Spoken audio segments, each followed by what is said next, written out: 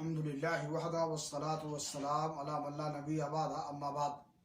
ناظرین کرام، دروس سیرت میں آج کے درس کا عنوان ہے قریش کو تبلیغ کے تعلق سے اجمالی خبر۔ مختلف واقعات سے ظاہر ہوتا ہے کہ تبلیغ کا کام اگرچہ انفرادی طور پر چھپ چھپا کر کیا جا رہا تھا، لیکن قریش کو اس کی سنگن لگ چکی تھی۔ البتہ انہوں نے اسے قابل توجہ نہ سمجھا۔ محمد غزالی لکھتے ہیں کہ یہ خبریں قریش کو پہنچ چکی تھیں، لیکن قریش نے انہیں کوئی اہمیت نہ دی۔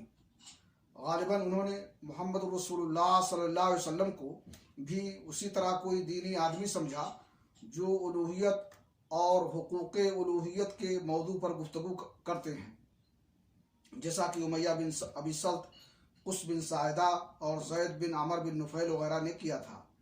البتہ قریش نے آپ کی خبر کے پھیلاؤ اور اثر کے بڑھاؤ سے کچھ اندیشے ضرور محسوس کیے تھے، اور ان کی نگاہیں رفتار زمانہ کے ساتھ آپ کے انجام اور آپ کی تبلیغ پر رہنے لگی تھیں۔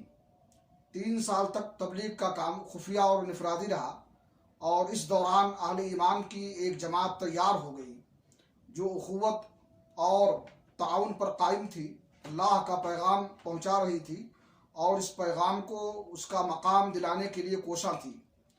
اس کے بعد وحی الہی نازل ہوئی اور رسول اللہ صلی اللہ علیہ وسلم کو مکلف کیا گیا کہ اپنی قوم کو کھلم کھلا دین کی دعوت دیں اور ان کے باطل سے ٹکرائیں اور ان کے بتوں کی حقیقت و شگاف کریں۔ اللہ رب العالمین سے دعا ہے کہ اللہ تعالی ہمیں نبی کی سیرت کو اپناتے ہوئے توفیق بخشے کہ ہم بھی دعوت و تبلیغ میں کوشاں رہیں۔ وآخر دعوانا الحمدللہ رب العالمین۔